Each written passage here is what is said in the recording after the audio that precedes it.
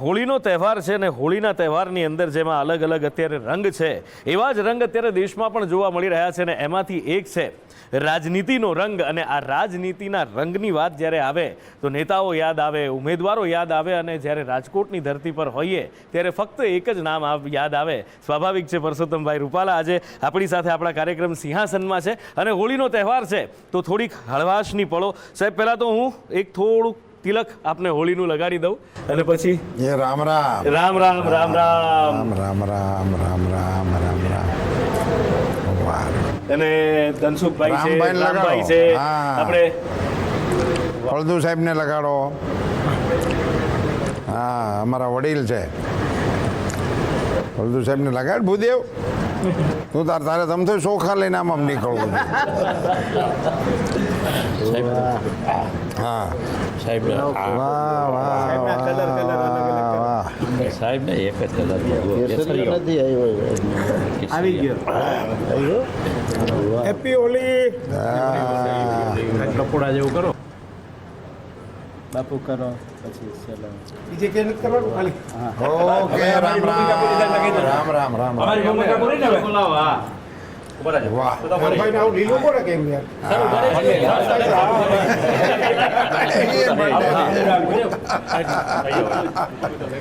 આમાં બધા એટલે હા, યસ, હું બધાને થોડો થોડો રંગ લગાડી દઉં.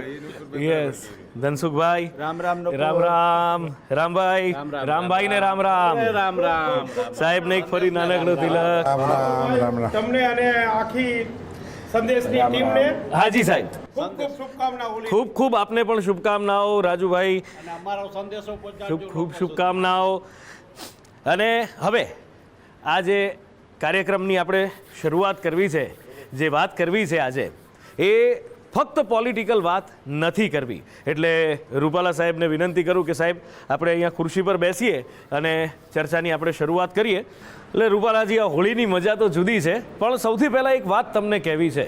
આમ તો પોલિટિકલ ચર્ચા લોકોને એમ થતું હોય કે જ્યારે આ સિંહાસન બેકગ્રાઉન્ડ છે, રૂપાલા સાહેબ સામે છે, અહીંયા હું બેઠો છું, સંદેશ ન્યૂઝનું બેનર છે, પણ શરૂઆત મારે એક એવી કરવી છે, એક તમારાથી ફરિયાદની પણ કરવી છે, પર્સનલ અંગત ફરિયાદ છે કરવી છે. પણ એની પહેલાં એમ કહું કે તમારો હું પ્રશંસક છું, તમને ફોલો કરું છું. એટલે એનો મતલબ એ નથી કે હું રાજનીતિમાં જાઉં છું. પ્રશંસક એ રીતે કે એક નાનકડું ઉદાહરણ આપું. રાજકોટની ધરતી પર, સૌરાષ્ટ્રની ધરતી પર આપણે છીએ અને સૌરાષ્ટ્ર માટે કંઈ કહેવું હોય તો ગજબ તાકાતના જાતવદ અશ્વ જ્યાં કરવતે જમીનની પીઠ કાપે ને આજે ઊભા છે અડીખમ પાળિયા વાટ જોઈ જુદની ગામ જાપે. શક્તિ દાતાર સંત શુરવીર તણી કથે ઇતિહાસ અદ્ભુત કરણી ભારતી માતને ખોડલે ખેલતી ધન્ય હો ધન્ય સૌરાષ્ટ્ર ધરણી. એટલે આ જે સાહિત્ય જે આપ જીવંત રાખી રહ્યા છો, એ જે આપણું સૌરાષ્ટ્રનું સાહિત્ય હોય કે જે અત્યારે વિસરાતું જાય છે અંગ્રેજી મીડિયમની અંદર, એ આપ જીવંત રાખી રહ્યા છો. હું એને ખૂબ સરાહું છું, ફોલો કરું છું. પણ એક ફરિયાદ પણ છે સાહેબ કે તમે એન્કર બની જાઓ અને મોજે દરિયા કરો તો અમે ક્યાં જાશું? ગંભીર ફરિયાદ આપે કરી. હું આપને આમંત્રણ આપું છું કે આપ એન્કર બનો અને આપ મોજે દરિયાને ચલાવો. અરે સાહેબ, મારા મનમાં માત્ર એટલો જ વિષય છે. Yes yes yes. મારો એજન્ડા એકદમ ખુલ્લો છે. ગુજરાતી ભાષા યા અને અમર પાત્રો, જે પાત્રો આપણને પ્રેરણા આપે છે, તો એ નવી પેઢીમાં કેમ ઝીલાય, આટલો જ મારો એજન્ડા છે. એને મોજે દરિયાના માધ્યમથી આપ કરાવો, આપને અનુકૂળ લાગે એવા કાર્યક્રમથી કરાવો. હું આપના કાર્યક્રમમાં જોડાવા સુધીની મારી તૈયારી છે. આ કાર્યક્રમ, આ બે એજન્ડાને લઈને કોઈ પણ કાંઈ કામ કરવા, કાર્યક્રમો આગળ વધારવા માગતા હોય તો હું એમની સાથે જોડાવા તૈયાર છું. મેં આ એટલા માટે શરૂ કર્યું કે અમારા મોદી સાહેબનું એક સરસ મજાનો ડાયલોગ છે, માના કે અંધેરા ઘના હૈ, माना कि अंधेरा घना है मगर दिया जलाना कहाँ मना है. એટલે હવે આપણે આમ કીધા જ રાખીએ કે આ ભૂલાઈ રહ્યું છે, આ વિસરાઈ રહ્યું છે, એવું અરણ્ય રુદન કરવાને બદલે ચાલો ને આપણે એમની વચ્ચે બેસીએ. અને એમાં પણ મને જે સોર્સમાંથી મારી આપ જેવાની સાથે વાતચીત થતી હોય, એમણે એમ કહ્યું મને કે હવે આપણે ચોકના ડાયરા કરશું તેમાં યુથ નહીં આવે. એ એમની હવે માનસિકતા બદલાઈ ગઈ છે, એ એમના રસ રુચિના એ વલણો નથી હવે. તો એમને શેમાં રસ છે? તો એ બધા યુટ્યુબમાં છે. હા. એટલે મેં કીધું તો ડાયરોય આપણે યુટ્યુબમાં લઈ જાઓ, એવા આશય સાથે આ શરૂ કર્યું છે. પણ આપ એને જોવો છો અને બીજાને જોવે એવી વાત કરો છો, એના પણ હું તમને અભિનંદન આપું. ખૂબ ખૂબ આભાર સાહેબ, ગુજરાતી પૂર્વકના. યસ, થેન્ક યુ, ખૂબ ખૂબ આભાર. અને બસ અમારો પણ એ જ પ્રયત્ન રહે છે કે જે મેઘાણી જે રખડીને જે એમણે બધું ભેગું કર્યું આખું ખૂંદીને, કાગ બાપુ, દાદ બાપુ, આ બધા વિસરાય નહીં, એમની મહેનત એડે ન જાય. પણ મૂળ વાત હવે રાજનીતિની પણ છે. આટલા બધા રંગો આપણે હોળીના રમ્યા, એક રંગ રાજનીતિનો છે. અને જવાબદારી આમ તો હંમેશાથી મોટી જવાબદારી તમારા શિરે રહી છે. સંઘર્ષ કરીને અહીંયા સુધી આપ પહોંચ્યા છો, પણ જવાબદારી આ વખતે ખૂબ મોટી છે. જનસંઘ વખતનો ગઢ છે અને ત્યાંથી આપ ઉમેદવાર છો. નહીં, એટલે જવાબદારી દૃષ્ટિએ હું અહીંયા અમારા જનસંઘના ગઢને જવાબદારી તરીકે મૂલવી જ ન શકું. આ તો અમારો ગઢ છે, રહેશે અને રહેવાનો જ છે. એ મારી જવાબદારી નથી, આ મારું સૌભાગ્ય છે કે મને અહીંથી રાજકોટની લોકસભા માટે પાર્ટીએ પસંદ કર્યો. રાજકોટ એક અમારી એવી સીટ છે ને અમારું એવું કેન્દ્ર છે કે અમારો દીપક એ જે મશાલ બન્યો ને, એની અંદર વપરાયેલું તેલ અને પ્રકાશ, એનું ઉદ્ભવ સ્થાન અમારું રાજકોટ છે. અહીંયાથી તાકાત ઊભી થઈ. મને તો પાક્કું યાદ છે કે સૌરાષ્ટ્રની અંદર ભારતીય જનતા પાર્ટીની તાકાત અહીંયાથી ઊભી થઈ અને એ તાકાત પછી ગામડાઓમાં ફેલાણી અને એ પછી તાકાત ગુજરાતમાં ફેલાણી અને ગુજરાત ભારતીય જનતા પાર્ટીના રંગે રંગાયું. એવું ઉર્જાનું આ અમારું સ્થાન છે. અમારા વરિષ્ઠ અને સન્નિષ્ઠ નેતાઓનું નેતૃત્વ અહીંથી શરૂ થયું છે. અને અત્યારે વર્તમાન દૃષ્ટિએ વિશ્વ જે મોદી એરાની વાત કરે છે, એ મોદી એરાનો પ્રારંભ પણ રાજકોટથી થયો છે. એટલે એ સીટે એને જવાબદારી શબ્દ સાથે આપણે ના જોડીએ. એને પાર્ટીના આ પડાવમાં મને એક તક મળી છે એટલું જ એની સાથે જોડી શકાય.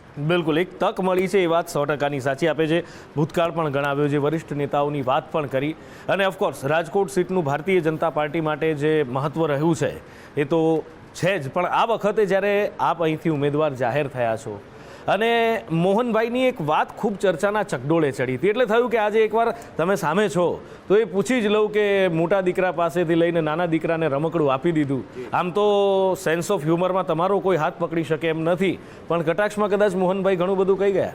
હું એને કટાક્ષની રીતે લેતો જ નથી, નંબર 1. બીજું, કહેવાનું એમનું તાત્પર્ય જે હશે એ અંગે તમે મોહનભાઈને પૂછી શકો છો. પણ એમણે જે કહ્યું છે એ વાત એકદમ સાચી પણ છે. ભાઈ, એક જણાને આપવાનું હોય તો એણે એક જણાને આપ્યું, તો એમાં એનો કહેવાનો અર્થ તો એવો હતો કે બેને ન આપી શકે તો એકને આપ્યું. એમાં કંઈક ધોખો કરવા જેવી કે કટાક્ષ કરવા જેવી મનોવૃત્તિ મોહનભાઈની એટલા માટે નહીં હોય કે અત્યારે હું આ લોકસભાના ઉમેદવાર તરીકે ડિક્લેર થયા પછી મારીથી થોડુંક વધારે કામ મોહનભાઈ કરે છે. અચ્છા, એક જે હવે લોકસભાની ચૂંટણી છે અત્યારે પ્રચાર ચરમ ઉપર છે અને બધી જ જગ્યાએ વાતો થઈ રહી છે. ગેરંટી વર્સિસ ગેરંટીની વાત આ વખતે થઈ રહી છે. એક તરફ વડાપ્રધાન નરેન્દ્ર મોદી ગેરંટી આપી રહ્યા છે, બીજી બાજુ રાહુલ ગાંધી પણ આવ્યા હતા યાત્રા લઈને અને દક્ષિણ ગુજરાતની અંદર એ પટ્ટાની અંદર એવો ફર્યા અને પ્રવેશ્યા અને એની સાથે જ જાલોદમાં એમણે રોજગારીની પણ ગેરંટી આપી. આનીથી વધારે મજાક બીજી હોય નહીં. ગેરંટી આપવાની જેની ક્ષમતા હોય ને એની ગેરંટી હાલે. ગમે એ લોકો ગમે એ ગેરંટી આપે એને લોકો ના સ્વીકારે.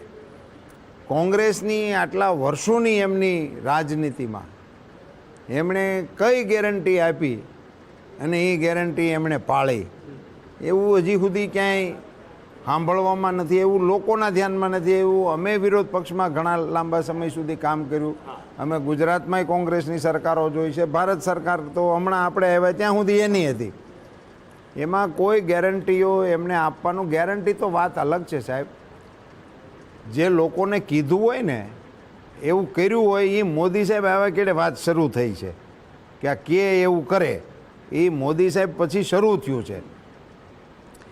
નરેન્દ્રભાઈ મોદીએ ગુજરાતના મુખ્યમંત્રી તરીકે 2માં એ જનરલ ઇલેક્શન લડી અને ચૂંટાઈને મુખ્યમંત્રી બન્યા. 2 થી 7 એ મુખ્યમંત્રી રહ્યા.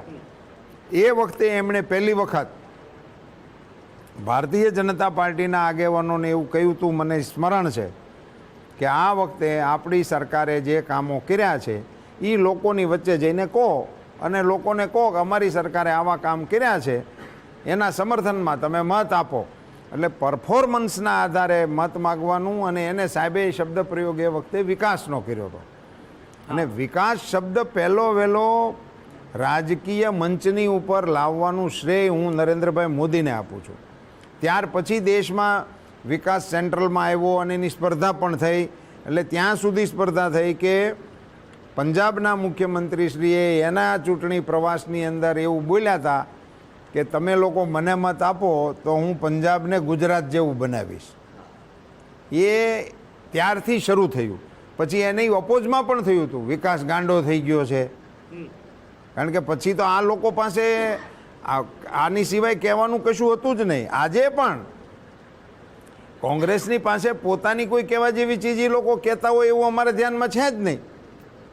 અમારે એનો જવાબ આપવો પડે એવું નથી. આવું લઈ આવો તમે ત્યારે અમને ખબર પડે કે અહીંયા આવીને ગેરંટી દઈ ગયા. પૂછ્યું તું કોઈએ ગેરંટીનું? કોઈ લોકોય નથી એને પછી માંગતા ગેરંટી.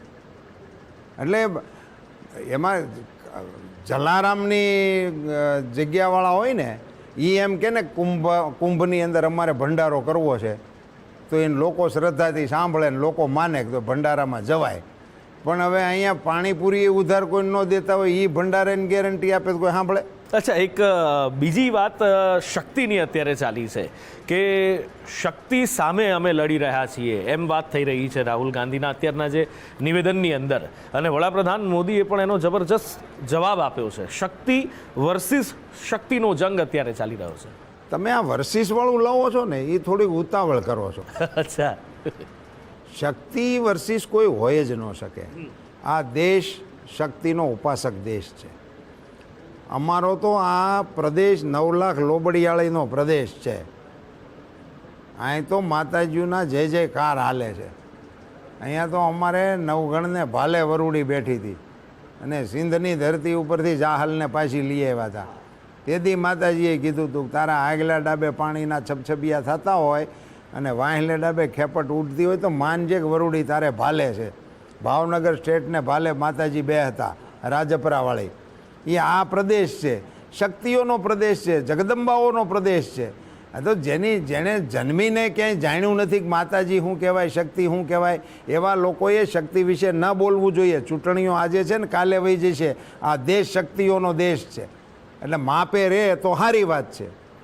અચ્છા, હવે ઉમેદવારોની વાત કરીએ કે આપણા ભારતીય જનતા પાર્ટીની અંદર આપના જે ઉમેદવારો જાહેર થઈ ચૂક્યા છે, સામે ઉમેદવારો જાહેર થતા નથી હજી સુધી. અને સામે પ્રદેશ કોંગ્રેસ પ્રમુખને જ્યારે પૂછવામાં આવ્યું હતું અમારા પત્રકારો દ્વારા તો જવાબ એવો મળ્યો હતો કે છેલ્લી તારીખની પહેલાં જાહેર થઈ જશે, ચિંતા ન કરતા. 7 જાહેર થયા, એમાંથી પણ હવે એક તો ન લડું. પાર્ટીની પોતાની સ્થિતિ જેવી છે સાહેબ. અને પર્ટિક્યુલરલી મને ગુજરાત કોંગ્રેસ માટે મારે કહેવું હોય તો એ પ્રતિપળ તૂટતી પાર્ટી બની ગઈ. પ્રતિપળ. હું તો આ ઉમેદવાર ઘોષિત થયો અને અહીંયા રાજકોટના અમારા આગેવાનોને મળવા માટે આવ્યો અને બધાને મળ્યો. પછી રાજકોટવાળા કે આપણે ધીમું ધીમું ચાલુ કરીએ. તો મેં કીધું હાલો ચાલુ કરો. એટલે અમે ગામડાઓના પ્રવાસો કર્યા અને એમની જે યોજના હતી એમાં હું જોડાણો. પણ મેં એકેય દિવસ એવો મારો નથી ગયો કે 2-5 કોંગ્રેસના આગેવાનો જોડાણા ના હોય.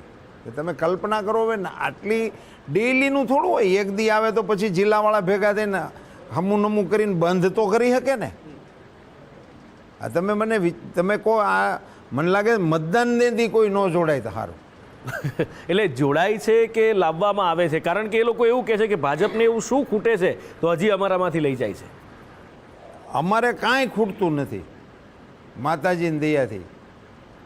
એનો જવાબ અમારો આ સ્પષ્ટ છે કે અમારે કાંઈ ખૂટતું. તમે જવાબ આપો ને, તમે એને રોકાતા કેમ નથી એ જવાબ દો ને ભાઈ. મારો કાર્યકર્તા વિયો જાય તો મારે કેવું જોઈએ કાં તો મારી યારે નણ બનાવ થયો મારી યાર એને બોલાચાલી થઈ, મારી સાથે એને કંઈક મનમુટાવ થયો, મારી એને એમની કંઈક અગવડ સગવડ હોય તો જ જાય, નહીંતર કોઈ જાય નહીં.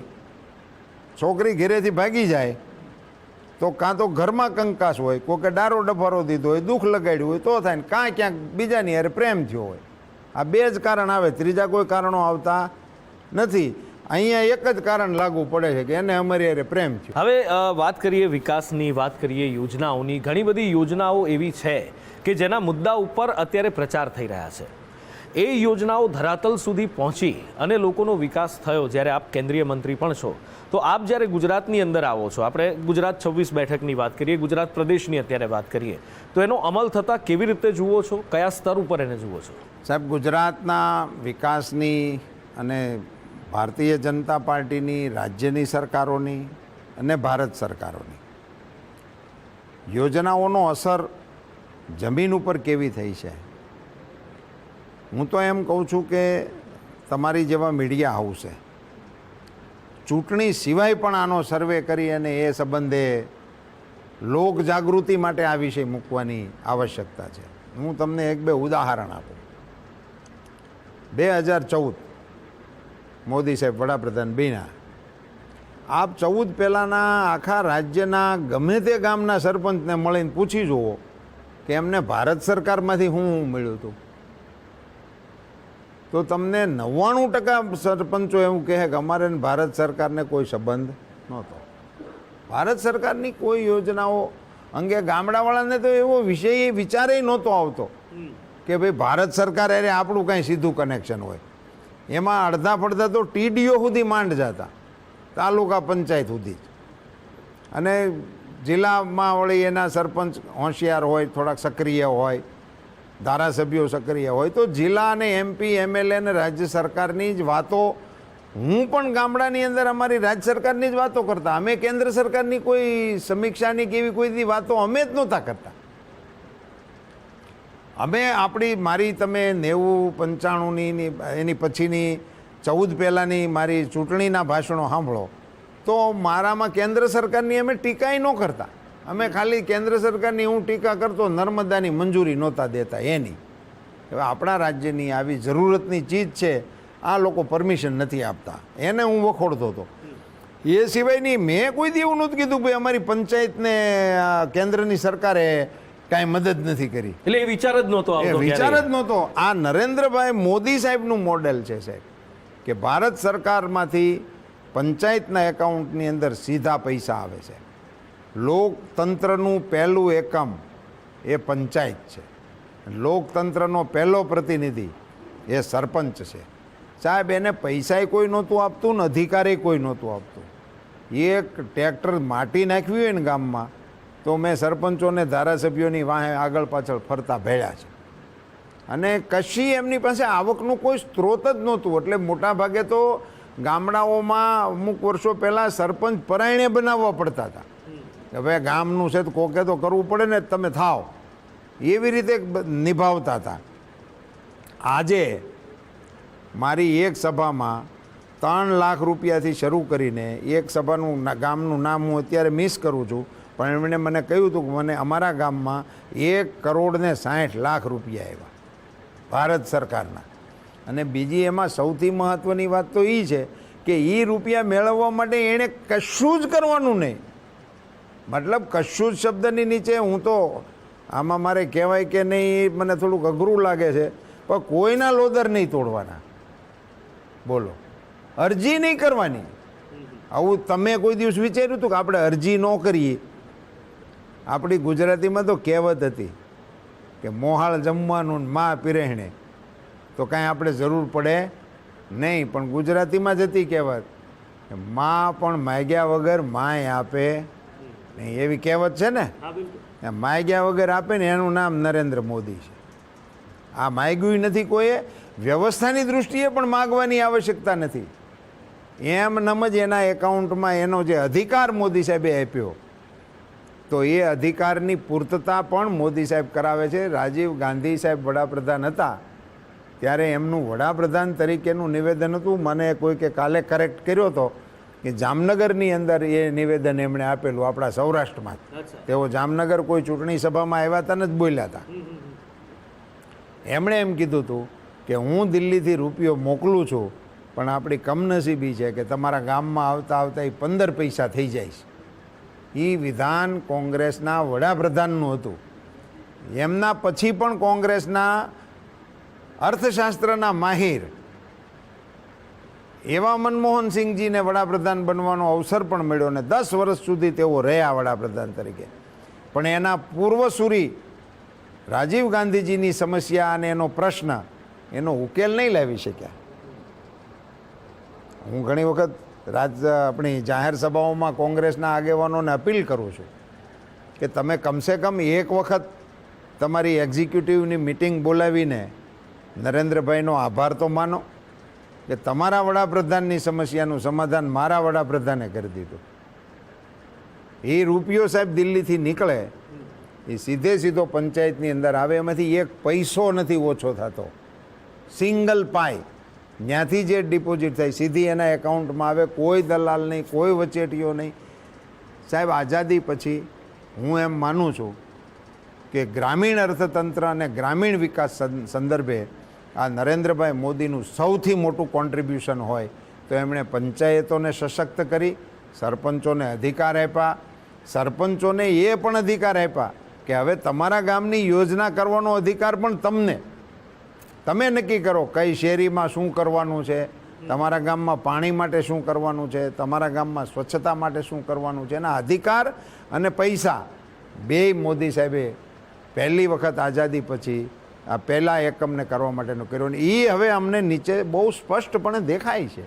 આજે તમે ગામડાઓમાં જાઓ તો રસ્તા તમને ગામની અંદર પાકા રસ્તા હામાં મળે, ક્યાંક નાની મોટી ત્રુટીઓ પણ હોય પણ રસ્તો ત્યાં મળે, પાણીનું સાધન ત્યાં મળે. ગામની અંદર ગેસવાળો મળે ખરો કે અમને ભારત સરકારનો ગેસ મળ્યો છે, ગામમાં અમને 2 જણા કહેવાવાળા મળે કે અમને પ્રધાનમંત્રી તરફથી મકાન મળ્યું છે. આ ગ્રામ પંચાયતની અંદર તમને 7-8-10 જણા તો સીધા મોદી સાહેબની બેનિફિશિયરી ટીમ મળે અને હિન્દુસ્તાનના તમામ ગામમાં મળે. તામિલનાડુમાં ભારતીય જનતા પાર્ટીની સરકાર નથી, ત્યાં MLA નથી, સરપંચો અમારા નથી. એ સરપંચના એકાઉન્ટમાં પણ રાજકોટ લોકસભાના ગામડાના સરપંચના એકાઉન્ટમાં જે નીતિથી ને જે નિયમથી પૈસા જાય એ નિયમથી તામિલનાડુની ગ્રામ પંચાયતમાં પણ જાય અને જમ્મુ કાશ્મીરની ગ્રામ પંચાયતમાં પણ જાય. આ નરેન્દ્રભાઈ મોદી પ્રસ્થાપિત કરવામાં સફળ થયા છે, એને આખો દેશ જોઈ રહ્યો છે. તો આટલું બધું જે કેન્દ્રમાંથી છે ગ્રામ્ય લેવલ સુધી પહોંચ્યું છે, તો એક ઉમેદવાર તરીકે હવે લાગતું નથી કે રૂપાલાજીએ પ્રચારમાં બહુ પરસેવો પાડવો પડે? જુઓ, સરકારની કામગીરી એક વસ્તુ છે, ચૂંટણી એ બીજી વસ્તુ છે. ચૂંટણી છે એ ચૂંટણીની ઢબે જ લડાય અને તમે એમ કહો કે ભાઈ મારે પ્રચાર કરવાની જરૂર નથી તો તમારે ત્યાં તમારા કૌટુંબિક પ્રસંગો તો આવ્યા જ છે. તમારા ઘરમાં લગ્ન પ્રસંગ ભાઈના, બહેનના, દીકરીના કર્યા જ હોય. એ વખતે તમે એવું લખ્યું છે કે ભાઈ આપણા જે થોડાક દૂરના ને જેને મારે જ ઓળખાણ છે પણ કુટુંબવાળા નથી ઓળખતા એને જ કંકોત્રી લખીએ, એવું તમે ક્યારે વિચાર્યું કે મામાને શું લખવાની જરૂર, બેનને લખવાની શું જરૂર, આપણા ભાઈને લખવાની શું જરૂર, આપણા ફઈબાને લખવાની શું જરૂર, એવું તમે વિચાર્યું? લગ્ન તો એને જ ખબર છે, ફઈબાને જ ખબર હોય, નામે એણે જ પડ્યું હોય. ના મેં તો કીધું પરસેવો ઓછો પાડવો પડશે. પણ ફઈબાને તેડાવવા પડે કે નથી તેડાવવા પડતા? એ તો એણે નામ જ એણે પડ્યું હતું એ એને હમાસાર મળે ન આવી જાય. આ હાવ સાદા વ્યવહારિક વાત છે. એટલે ચૂંટણી શરૂ થાય એટલે ઉમેદવારોએ ને પાર્ટીએ લોકોની વચ્ચે જવું જ જોઈએ. અને અમે તો આનો ઉપયોગ માત્ર અમને મત આપે એટલા માટે નહીં, લોકોના અવેરનેસ માટે પણ જવું જોઈએ. બીજું, લોકોની અંદર મતદાન વધુમાં વધુ લોકો કરે એને માટેની પણ એ પણ આ લોકશાહીનો એક અગત્યનો ભાગ છે, સૌથી મોટું પરિબળ છે. એટલે સમજો કે અમારે સંઘર્ષ ના હોય તો અમે મતદાન વધુમાં વધુ કરવા માટેનું કેમ્પેન ચલાવીએ. પણ એ કરવું જ જોઈએ અને મતદારોની વચ્ચે લોકપ્રતિનિધિઓએ જવું જ જોઈએ.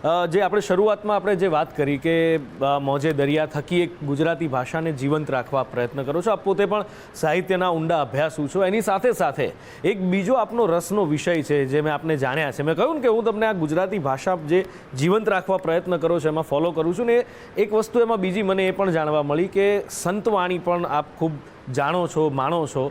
અને એક વિડીયો મેં આપનો જોયો હતો જે આપે જ આપના ટ્વિટર ઉપર શેર કર્યો હતો, અત્યારે એક્સ થઈ ગયું એ, કે આપ તબલા વગાડો. જનરલી તો આ જ પોશાકમાં તમે જોવા મળો છો, પણ એમાં કાળો શર્ટ છે ને તબલા વગાડો છો અને સંતવાણી ચાલી રહી છે મંદિરમાં કોઈ. હવે અહીંયા જ્યારે રાજનીતિના તાલની વાત આવે તો રાજકોટ બેઠક પર એવો કયો તાલ વગાડો છો તમે કે સામે કોઈ ઊભું રહેવા તૈયાર નથી? એવું કશું તાલમાં આપણે વગાડાઈને લોકશાહીમાં વિરોધ પક્ષનું પણ એક સ્થાન છે અને તો જ એને લોકતંત્ર કહેવામાં આવે. એટલે હું એવો કોઈ તાલ વગાડીને અહીંયા મારી સામે કોઈ ઊભા ન રહે એવા મારા કોઈ પ્રયાસો વિરોધ પક્ષનું સ્થાન છે રૂપાલાજી, તો ગુજરાતમાં ક્યાં રહેવા દીધા? એક તો માંડ 17 ચૂંટાઈને આવ્યા હતા, એમાં 4 લઈ ગયા તમે. વળી પાછી તમારી વાક્ય રચના મારે સુધારવી પડે. અમે લઈ ગયા, અમે રહેવા નથી દેતા, અમે વિરોધ પક્ષમાં હતા તો અમને એવું કેમ નહીં કરી શક્યા? અમારામાંથી લઈ જવાતા ને, અમારામાંથી લઈ પણ ગયા હતા. કદાચ આના તો 4-5 ગયા, અમારા તો 45 ગયા હતા. તો અમે હરી રહ્યા નહોતા, અમે ફરીથી બેઠા થયા. ફરીથી પાર્ટીના ફોર્મની અંદર કામ કરવાનું શરૂ કર્યું, ફરીથી ભેગા કર્યા. અને એ તો ભાગી ફોજું ભેળવે એને જ રંગ દેવાય ને. એ તો એ સેનાપતિઓનું કામ જ એ હોય છે. હુમલો થાય ત્યારે વેરવિખેર તો થાય જ, પણ કુશળ સેનાપતિ એને કહેવાય કે ભાગી ફોજુને ભેગી કરીને ભેળવે. તો ભારતીય જનતા પાર્ટીની પણ ઘણી કસોટીઓમાંથી પસાર થવાનું આવ્યું હતું. તે વખતે અમારા સેનાપતિઓ ડીગ્યા નહોતા, હબક નહોતી ખાતી. અમે 2 હતા, એવું તો જે એણે ભાળ્યું નથી. અમે તો સંસદની અંદર 2 રહ્યા હતા. એકલા આપણા AK પટેલ સાહેબ હતા અને બીજા અમારા તેલંગાણામાંથી હતા. 2 જ સંસદ સભ્યો હોય એ પાર્ટી કેવી રીતે ઊભી થાય? એમાંથી પાર્ટીના અમારા પૂર્વસૂરીઓએ જે તપશ્ચર્યા કરી એને કારણે પાર્ટીનો ગ્રોથ વધ્યો છે. અને હવે મારે તમને એક વાત વધારાની, ચૂંટણીના પ્રચાર તરીકે નહીં પણ જે આમ જનતામાં મને દેખાય છે, મારી પણ આટલા વર્ષની જનપ્રતિનિધિ તરીકેની કેરિયરમાં હું જે અનુભવું છું, લોકો હવે એક વાત એવી માનતા થયા છે કે નરેન્દ્રભાઈ મોદીને કારણે દેશનું ગાડું પાટે સીડ્યું હોય એવું લાગે છે સામાન્ય માણસોને, જેને ભાજપમાં, કોંગ્રેસમાં, પોલિટિક્સમાં પોતાને લડવામાં એવામાં કોઈ એને રસ નથી, પણ એને વર્ષોથી એના મનમાં એક આકાંક્ષાઓ જે રહેતી હતી એ હવે એને એમ લાગે છે કે સારું ભારત સરકાર, અહીંયા હું આ ગામડામાં બેઠો છું તો મારા માટે પણ ધ્યાન રાખે છે. હવે મારો કે અહીંયા અમારું આ તો રાજકોટ નગરમાં આપણે બેઠા છીએ, પણ અમારા જસદણના અંતરિયાળ ગામડાના માલધારીને એવી ખબર પડે છે કે મારી ગાયને, મારી ભેંસને રસી મુકાવવા માટે ભારત સરકાર, મોદી સાહેબ રસીએ મોકલાવે છે અને મારી હાટું એમ્બ્યુલન્સ મારા ગામમાં આવે છે. એ એને ફીલ કરે છે કે ભાઈ આ તો અમારી હાટું નહોતી આવતી, આદમી હાટું નહોતી આવતી ને, મોદી સાહેબે દેખાડી. એને બદલે હવે પશુઓ માટેની પણ શરૂ થઈ. તો એને લોકોને એવું હવે એમ લાગે છે કે મોદી સાહેબ જે રસ્તા ઉપર દેશને ચલાવે છે અને મોદી સાહેબે જે અપીલ કરી છે કે આપણે વિકસિત ભારત બનાવવાનું છે, એણે આપણે શબ્દ વાપર્યો છે. એણે એમ નથી કીધું હું બનાવવાનો છું. નરેન્દ્રભાઈ એમ કીધું છે કે આપણે વિકસિત ભારત બનાવવાનું છે. એટલે દેશના નાગરિકોએ ગાંઠ વાળી છે કે મોદી સાહેબની હારે રહેવું અને વિકસિત ભારત બનાવવામાં આપણાથી થાય એ ટેકો દેવો. એના ભાગરૂપે અત્યારે લોકોનો પ્રવાહ એ ભારતીય જનતા પાર્ટીની સાથે જોડાઈ રહ્યો છે, એવો પણ એક મારો નમ્ર મત છે. બિલકુલ. એક લોકોની વચ્ચે જ્યારે જઈએ તો એવું નથી લાગતું કે થોડુંક લોકો એવું વિચારે છે કે મોંઘવારીમાંથી થોડી રાહત મળે, પેટ્રોલ ડીઝલના ભાવ હોય કે ગેસ આ તે, એવો પણ એક મત લોકોમાંથી કદાચ આપના કાને પણ વાત સંભળાઈ હોય? અમારા કાને ન સંભળાતી હોય તો તમે તો છો જ, એટલે અમને તો એ સંભળાવી જ દો. પણ મોંઘવારીને પણ લોકોને હવે મૂલવતા આવડે છે કે ભૂતકાળમાં કેવા પ્રકારની મોંઘવારીઓ હતી અને ત્યારે શું ઉપાયો થતા હતા એ આજે લોકો જાણે છે. આજે ખાન પાન વગેરેની જે બાબતો છે અને 80 કરોડ લોકોને આ મોંઘવારીના કપરાકાળ તમને જે લાગતા હોય એની અંદર નરેન્દ્રભાઈ મોદી એને ખાવા પીવાનું એને ઘેરે પોગાડે છે. બાકીની વ્યવસ્થા સૌની પોતપોતાની રીતે કરી શકે એવી ક્ષમતા પણ છે, પણ સૌથી વધુ મોંઘવારી નિયંત્રણમાં રહી હોય તો એ મોદી સાહેબના શાસનકાળની અંદર રાખવામાં મોદી સાહેબ સફળ થયા છે એમ કહેવામાં મને જરાય અતિશયોક્તિ નથી લાગતી. અચ્છા, એક ઘણો આપનો કિંમતી સમય છે, ખ્યાલ છે મને. એક સવાલ છેલ્લો, કે એટલે છેલ્લેથી બીજો, એક તો છેલ્લો મારે પબ્લિક અપીલ આપની પાસેથી કરાવી છે. એક છેલ્લો સવાલ પોલિટિક અથવા તો જે રાજનૈતિક સવાલ એ છે કે 5 લાખથી વધારેની લીડનો ટાર્ગેટ દરેક બેઠક માટે સેટ કરેલો છે. રાજકોટ બેઠક પણ એમાં છે, આપ ઉમેદવાર છો. તો કઈ રીતનું પ્લાનિંગ, કઈ રીતની રણનીતિ, પ્લાનિંગ ઓફકોર્સ કેમેરા સામે ન કહી શકાય, પણ એક ઉપર છેલ્લી એ વાત કે એક કઈ રીતનું ધ્યેય લઈને આગળ વધી રહ્યા છો? એક તો તમે જે કીધું ને કેમેરા સામે ન કહી શકાય, તો તમે મારા વતી જ્યાં કહેવું ને કહેજો. અહીંયા કોઈ અંડરગ્રાઉન્ડ પ્લાનિંગ નથી. અમારે કામ કરવાનું છે માત્ર એટલું જ, જેનું અમે પ્લાનિંગ કર્યું છે એને હું તમારી સાથે કેમેરા સામે મૂકી દેવાના મતનો છું. અમારો કાર્યકર્તા ભારતીય જનતા પાર્ટીના અધ્યક્ષથી લઈ અમારા બૂથના પ્રમુખ સુધીનો કાર્યકર્તા, હવે અમે એનીથી નીચે પેજ પ્રમુખ સુધીના અમારા કાર્યકર્તા એડી ચોટીનું જોર લગાડીને મતદાતાઓને મતપેટી સુધી લઈ જવાના છે. એ અમારી રણનીતિ છે, એને અમે અમલમાં મૂકવાના છીએ અને એના આધારે અમે મતપેટીઓ મતોથી ભરી દેવાના છીએ.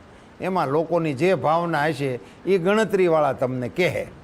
અચ્છા, હવે છેલ્લે મારે એક ખાલી વધુમાં વધુ મતદાન થાય એના માટેની, કારણ કે લોકો માને છે આપને, લોકો જાણે છે આપને, અને એક આપના મેં કહ્યું ને કે વિવિધ રંગો છે આપના, વિવિધ એક પ્રતિભા છે આપની, એટલે આપના તરફથી એક ખાસ અપીલ કે જે દર્શકો છે સંદેશ ન્યૂઝના અથવા તો ગુજરાતના જે લોકો છે આપને જોવે છે, એક અપીલ છેલ્લે કે વધુમાં વધુ મતદાનની.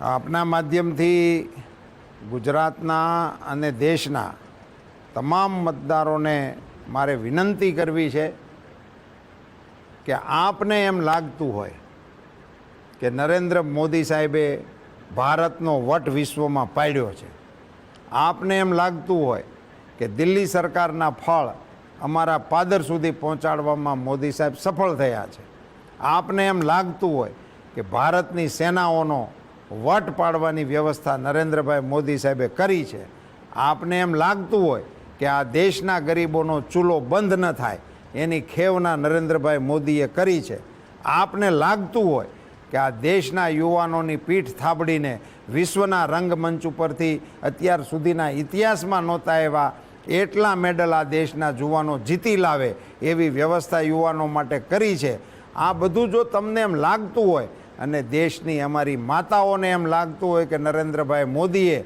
દેશની દીકરીઓ માટે સૈનિક સ્કૂલના દરવાજા ખોલીને ડિફેન્સની અંદર પણ કમાન્ડરના ફોર્મમાં અમારી દીકરીઓને જોવા માટેનો સંકલ્પ કર્યો હોય અને દેશની વિધાનસભા અને લોકસભાના દરવાજા બહેનો માટે ખોલવાનું કામ મોદી સાહેબે કર્યું હોય અને દેશના કરોડો સાધારણ લોકોને બીમારી આવે ત્યારે નરેન્દ્રભાઈ મોદી સાહેબનું આયુષ કાર્ડ એના ખિસ્સામાં હોય તો ગમે એવી હોસ્પિટલમાં દાખલ થતા એને થડકો ન થાય એવી વ્યવસ્થા મોદી સાહેબે કરી હોય તો એક વખત આપણે આખી પેટી મતદાનથી હોય 100% મતદાન કરવા જેટલું કામ દેશના નાગરિક તરીકે આપણે કરવું જોઈએ અને એ આપ સૌ કરશો એવી મને શ્રદ્ધા છે. રૂપાલાજી, કિંમતી સમય, અત્યારનો તો સૌથી કિંમતી સમય અત્યારે પ્રચારનો, અને એમાંથી આ સમય અમારા માટે આપે ફાળવ્યો. ખૂબ ખૂબ આભાર. હોળીના પર્વ ઉપર ફરી એકવાર હોળીની ખૂબ ખૂબ શુભકામનાઓ. હોળી ધૂળેટીની સહપરિવાર હોળીની ખૂબ ખૂબ શુભકામનાઓ. બધા જ ભાઈઓ બહેનોને હોળીની ખૂબ શુભકામનાઓ. હોળીની ઝાળ એ દેશની શાખ વધારવા માટેની દિશામાં જાય અને એમનો યશ અને પ્રતિષ્ઠા વિશ્વમાં ફેલાય એવી સૌને શુભકામનાઓ. ખૂબ ખૂબ આભાર અમારી સાથે. રામ રામ. રામ રામ.